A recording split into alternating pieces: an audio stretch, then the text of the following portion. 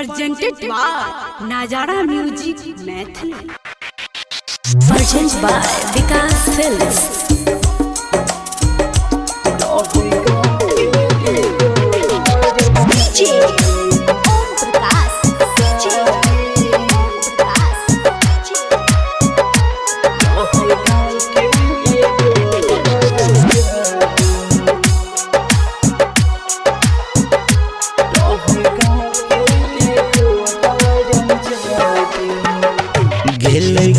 के हमर बर्बादी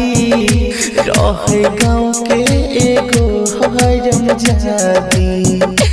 गेलै के हमर बर्बादी रहे गाँव के एगो हरम जादी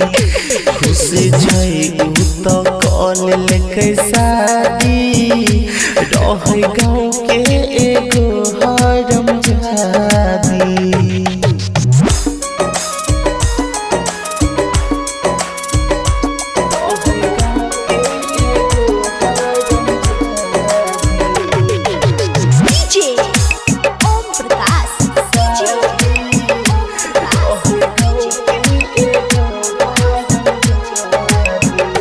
ससुरा में करे छोई उ तो आराम गेलै के हमार उ बदनाम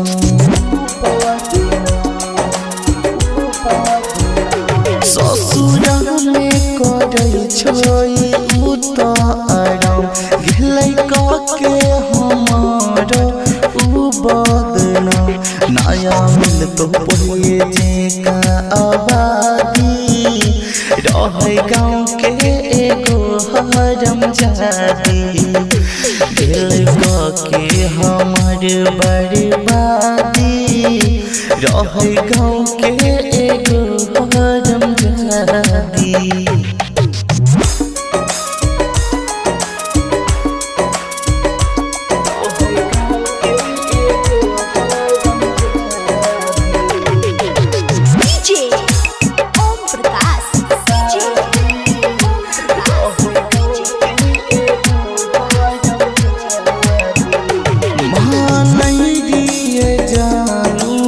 ओकरा तहियो देलक ई सुभाष के ठुकरा